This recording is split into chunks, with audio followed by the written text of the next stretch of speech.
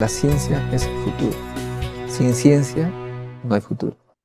Hola amigos, soy Modesto Montoya, director y conductor del programa Encuentro con la Ciencia que pasa por cienciaperú.tv.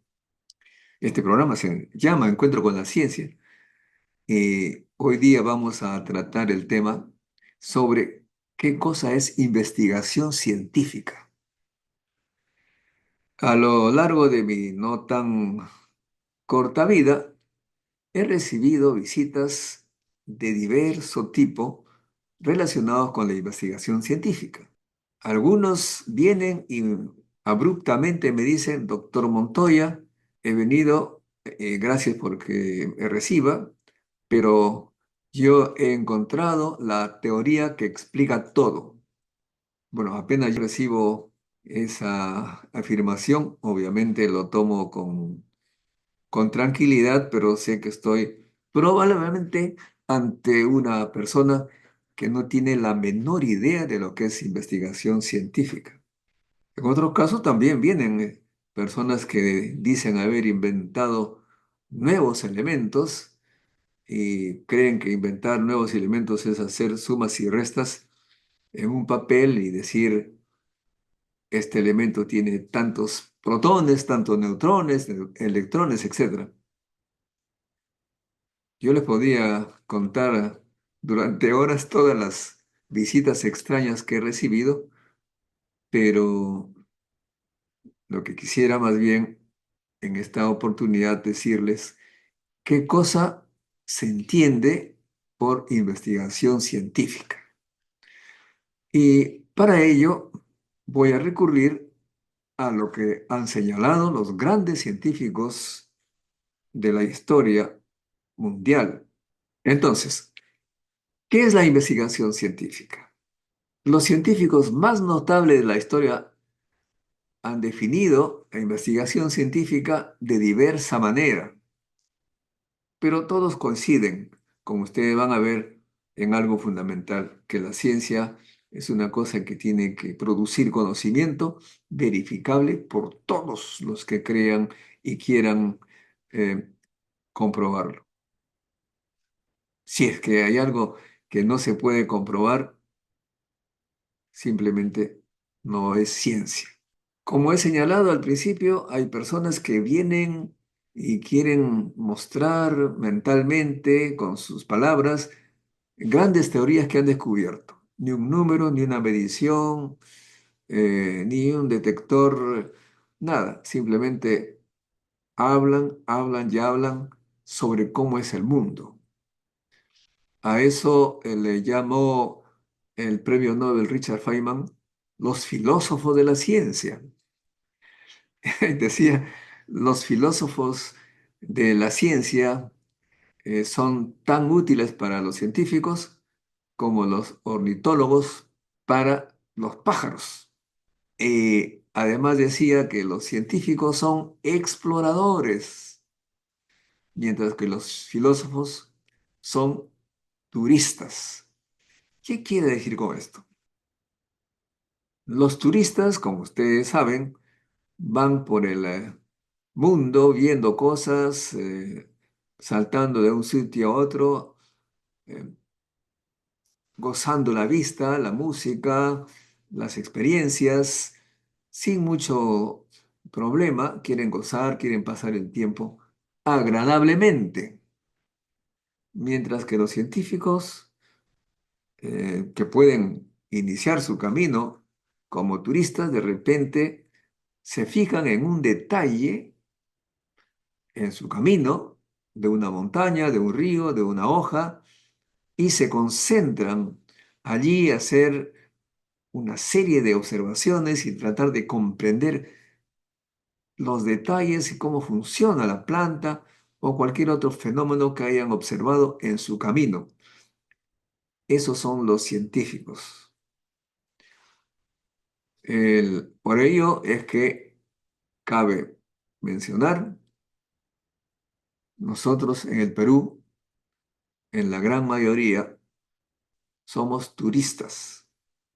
No nos concentramos en un punto para estudiar detalladamente el tema, no. Hablamos, conversamos, salvo algunas excepciones, por supuesto. Hay científicos brillantes que están súper concentrados, apasionados en su investigación. ¿Y cómo es que nace esa necesidad de investigar? Bueno, el ser humano es de manera innata científico, investigador. Desde los niños comienzan a tener curiosidad por comprender su entorno.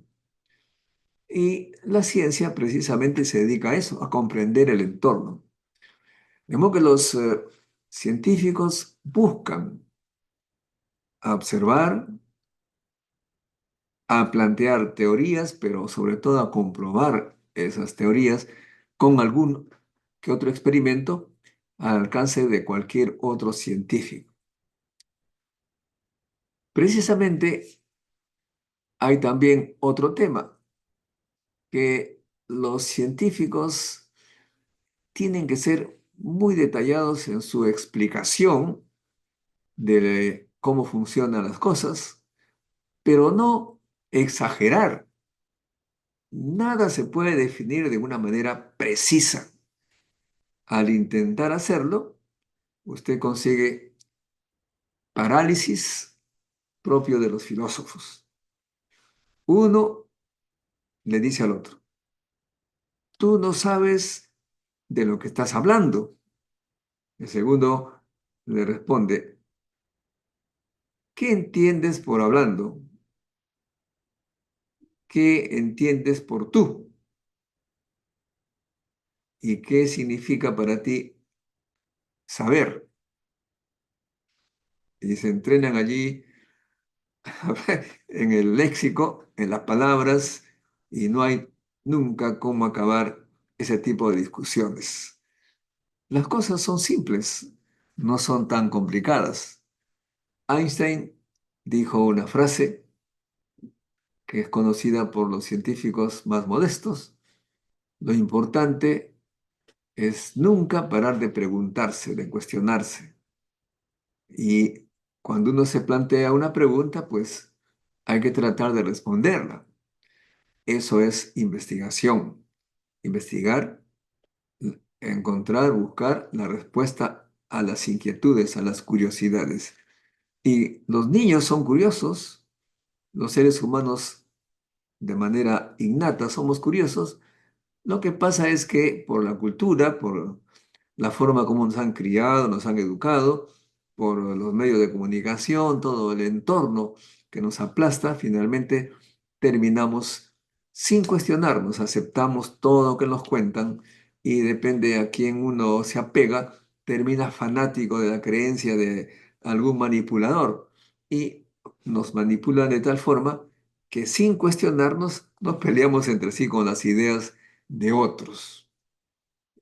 De modo que la frase de Einstein es siempre estar cuestionándose, hacer preguntas y cuestionarse incluso de nuestro propio comportamiento. ¿Por qué soy así? ¿Por qué he respondido así? ¿Por qué he actuado de esta manera? ¿Por qué las cosas son como los estamos observando? Es lo que nos dice Albert Einstein. Nunca parar de cuestionarse. Ah, por otro lado, la gente piensa que la ciencia es una cosa complicadísima, que es cuestión de genios, y no es así. Albert Einstein nos señala que la ciencia no es otra cosa que el refinamiento del pensamiento diario. O sea, uno tiene ideas sobre algo y diariamente uno, al cuestionarse sobre eso, va afinando, refinando las ideas para ir cada vez más cercanas a la realidad o a la predicción de las cosas de una manera correcta. Siempre hay que estar buscando la perfección de los conceptos que uno tiene acerca de las cosas y para ello se requiere, por supuesto, investigar. Y por ello se habla mucho del método científico, que es muy simple. Si uno va por el mundo caminando y de repente observa algo raro, una mente científica inmediatamente le llama la atención.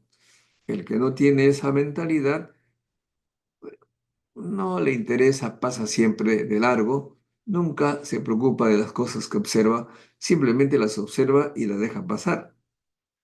Pero aquel que le llama la atención dice, caramba, ¿qué ha pasado aquí? Algo raro hay.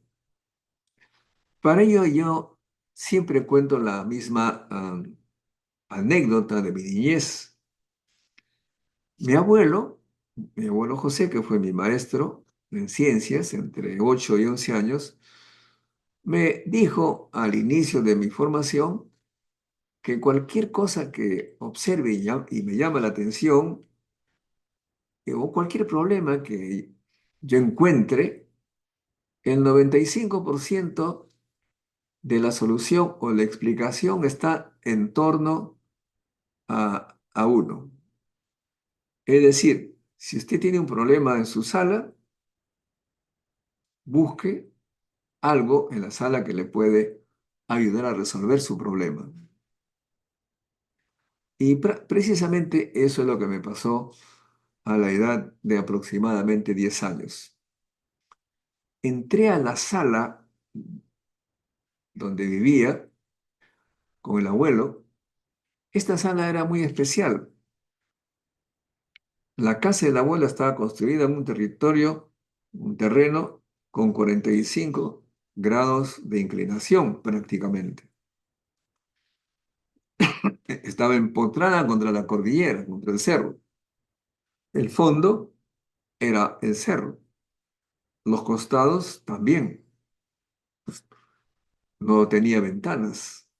La única salida a la luz, digamos, al valle era la puerta de entrada y la ventana. Un domingo ingresé, abrí la puerta y la cerré porque hacía mucho frío. Estaríamos hablando tal vez de junio o julio. Al cerrar, apareció en la pared del fondo, que era color blanca, así como todas las casas de Salpo, vi una imagen muy hermosa, un paisaje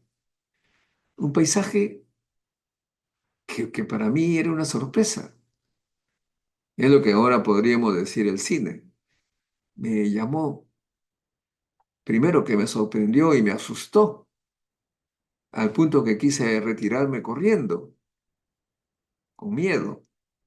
Pero me acordé de esta frase que siempre repetía el abuelo: la explicación o la solución a tu problema está en torno a ti, en el mayor de los casos, la mayoría de los casos. Entonces observé por todo lado dónde puede estar la solución y me di cuenta que por la ventanita había un agujerito.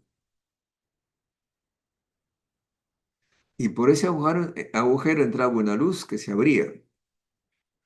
Y ahí viene entonces lo que aquí se señala, la experimentación,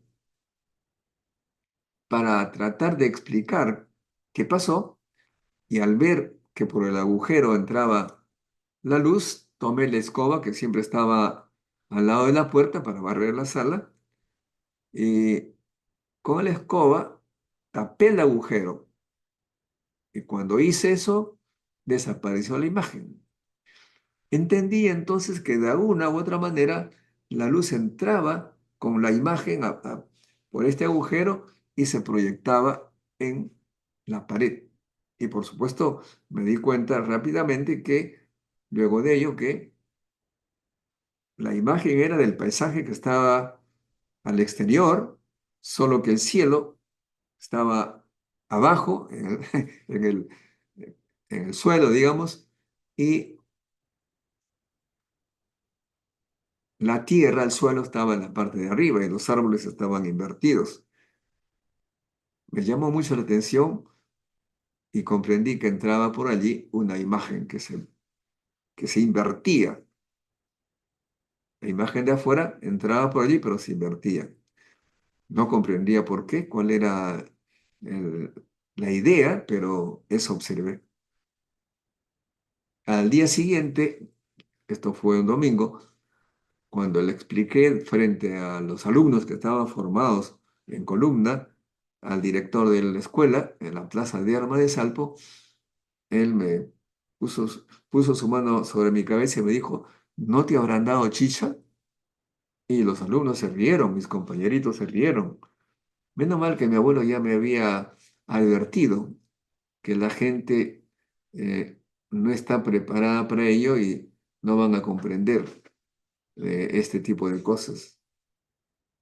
No me sentí entonces apabullado ni me sentí mal, simplemente me di cuenta que el abuelo precisamente tenía razón en ello. Aquí entonces viene la experimentación que hice y que me hizo comprender que la imagen entraba por allí. Pero luego, ¿qué más? ¿Qué teníamos que hacer? Y eso obviamente muy difícil para un niño de 10 años. La explicación ocurrió mucho después, ya en el colegio. Allí un poco que aprendimos el rol que jugaba el agujero, cómo es que se trazaban las líneas de luz. Las de arriba, al pasar por el agujero, iban hacia abajo y las de abajo hacia arriba. Incluso se podía ver a la distancia de la sala qué tamaño va a estar la imagen. Esto justamente tenía que ver con con el proceso de medición. Se tenía que medir el tamaño de la imagen, la distancia. Se veía que al principio se tomé una cartulina cerca al agujero y se vio la imagen más pequeñita. En fin, había toda una serie de reglas. Aunque no comprendía mucho en ese momento, me daba cuenta que la imagen eh, era más pequeña si uno se acercaba hacia el agujero. Ya estábamos haciendo ahí algo de modelación. Y por supuesto, será en la universidad donde uno aprende la teoría de la luz y, y esa teoría sirve para explicar este y muchos otros fenómenos. Ese, en pocas palabras simples, es lo que llamamos el método científico. El objetivo final es obtener teorías que expliquen los fenómenos en su conjunto. Ahora bien, el método científico exige la reproductibilidad, que esto significa que una vez que yo expliqué, comprendí este fenómeno, pues a lo largo de mi vida lo he reproducido muchas veces. Acá en Lima no tendré una casa contra el cerro, pero pongo las ventanas, cartulinas negras, las tapo todas y dejo solamente un agujero de una de las ventanas que dan a la calle, pequeñito, y luego coloco una cartulina blanca cerca al agujero dentro de la casa y se observa el paisaje que está al exterior. Podemos, si tenemos suerte de contar con una casa frente al mar, usted va a ver unas hermosas puestas de sol, etcétera. O sea que lo que uno explica puede ser reproducido. Este es el método científico. Y por supuesto, lo que nosotros digamos, la conclusión que hagamos de la investigación tiene que ser escrita de una manera que pueda ser refutada. El principio de explicación es que en tu documento de informe de la investigación, tú muestras la forma como tú puedes comprobar si es cierto o no tu afirmación, tu conclusión. Básicamente esto es lo que se entiende por investigación científica. Volviendo a Richard Feynman, que lo explica de una manera mucho más científica y elegante, no solamente como anécdota de un joven, de un niño. El Richard Feynman dice que el proceso de la ciencia, de la investigación, primero es observar, intuir alguna solución, alguna explicación, modelar con esa intuición algo mucho más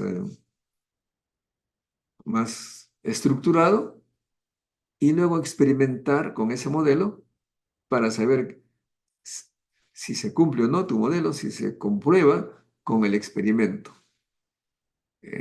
Por eso dice acá, lo pueden leer es en inglés, pero se puede traducir rápidamente. Dice, primero, usted intuye, adivina alguna explicación.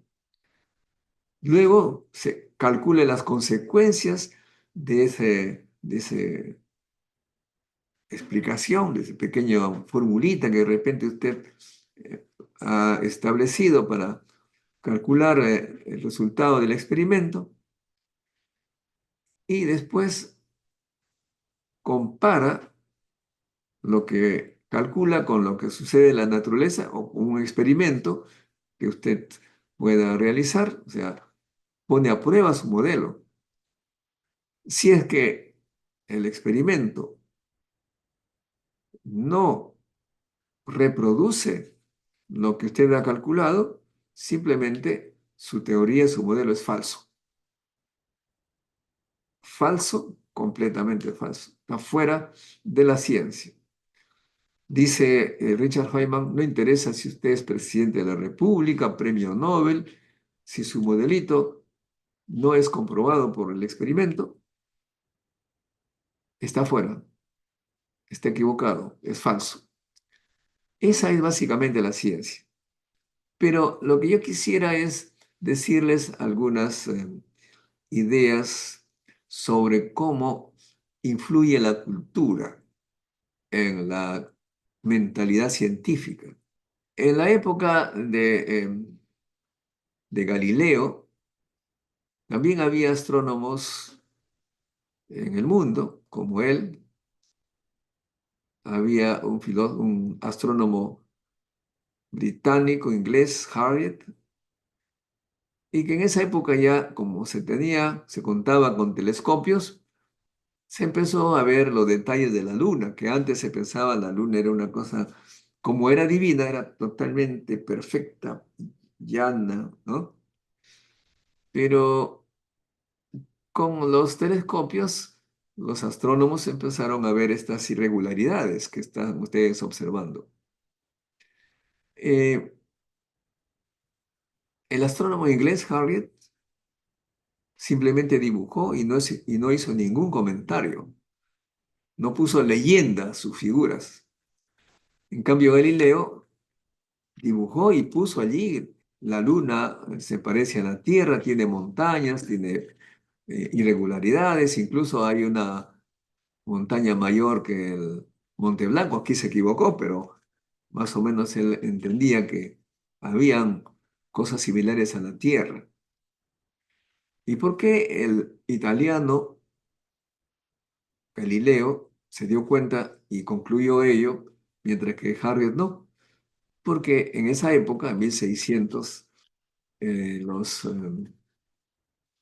ingleses eran más de teatro, Shakespeare, la cultura que no era necesariamente de la observación de objetos, mientras que los italianos eran grandes dibujantes, los detalles, los músculos, las esculturas, etcétera, etcétera. O sea que ellos estaban preparados para interpretar bien las irregularidades de la luna.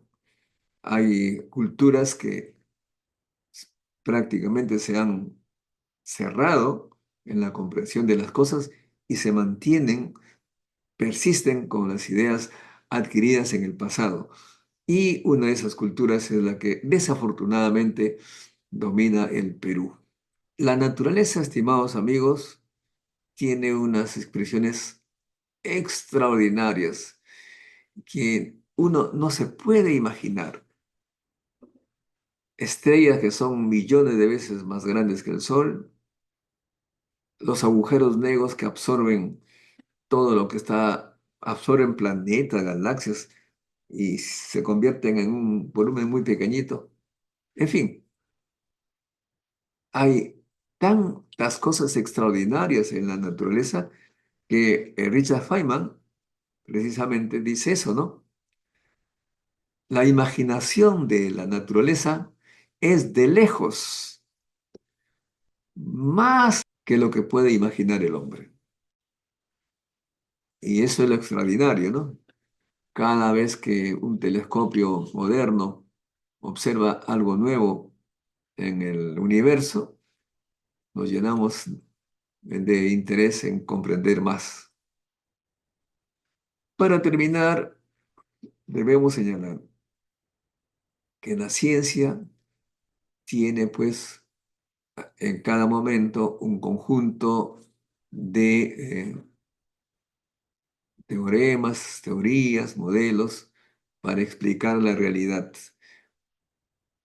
Pero si es que esos modelos no dan lugar a una explicación de un fenómeno nuevo, simplemente esa teoría no sirve, no vale.